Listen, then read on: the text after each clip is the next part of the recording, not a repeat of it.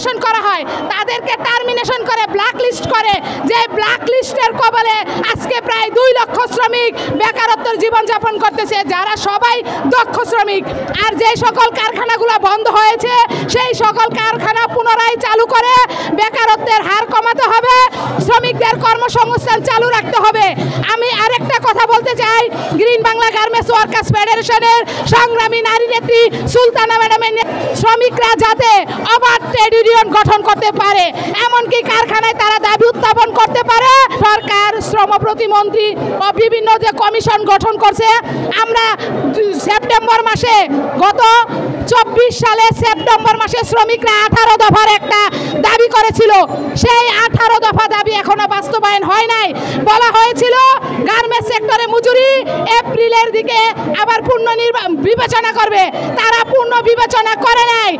এই 18 দফা দাবি শ্রম ফাইল যাতে নিচে কারো আরেক ফাইলের নিচে চাপা না পড়ে, আমরা চাই সেই 3 বছর পরে আমাদের সংগ্রামী সভাপতি, আমাদের রাজপথের লড়াকু সৈনিক নারী নেত্রী সুলতানা আপা ও সংগ্রামী সাধারণ সম্পাদক ইলিয়াস ভাইয়ের নেতৃত্বে আমরা বলতে চাই বৈষম্যহীন বাংলাদেশ চাই, যে বাংলাদেশের শ্রমিকরা বকেয়া মজুরির জন্য রাজপথে বুকে গুলি খেয়ে মরতে হবে না, যে শ্রমিকরা অসুস্থ হইলে ছুটি চাইলে ছুটি না দিলে কারখানায় কর্মসংস্থানে মৃত্যুর কোলে ঢলে পড়বে না।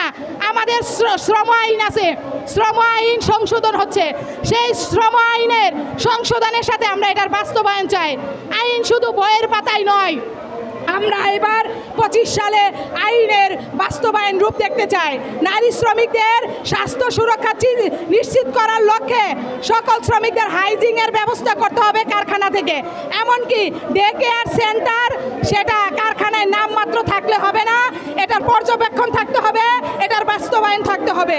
এমনকি যারা সেফটি কমিটি, WPC কমিটি দেয় মালিকরা, তারপরে অ্যান্টি হ্যারাসমেন্ট প্রতিরোধ কমিটি আছে, বিভিন্ন যে কমিটি আছে সেই কমিটিরা মালিক দ্বারাই গঠিত, মালিক নিয়ন্ত্রণ করে, কিন্তু ট্রেড ইউনিয়ন একমাত্র শ্রমিকদের দাবি আদায়ের হাতিয়ার।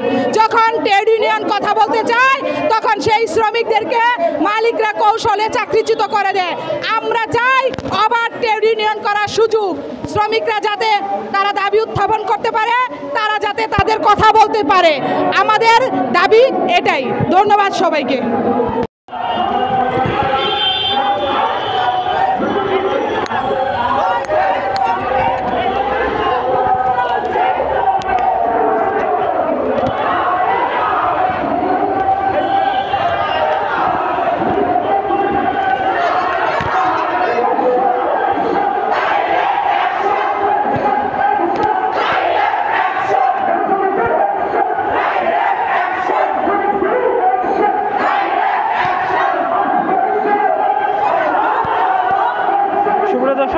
দেখতে পাচ্ছেন গার্মেন্টস ন্যাশনাল ফেডারেশনের কর্মীদের মানববন্ধন ও র্যালিতে উপস্থিত হচ্ছে ঢাকা প্রেস ক্লাবের সামনে।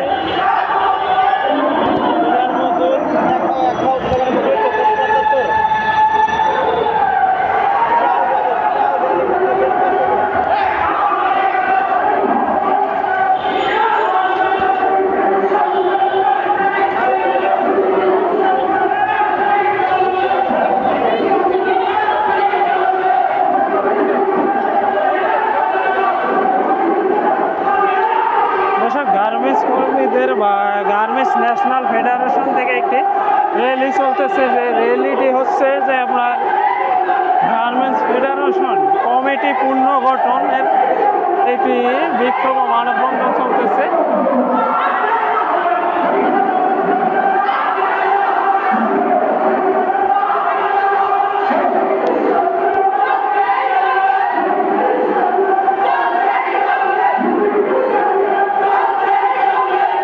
গার্মেন্টস ফেডারেশন কর্মীদের মানববন্ধনটি যে ন্যাশনাল ওয়ার্কার্স ইউনিটের, যেখান থেকে বলা হচ্ছে যে গার্মেন্টস কর্মীদের নির্যাতন যে হয় বা গার্মেন্টসের যে একটি সংস্থা আছে তার দাবিতে এটি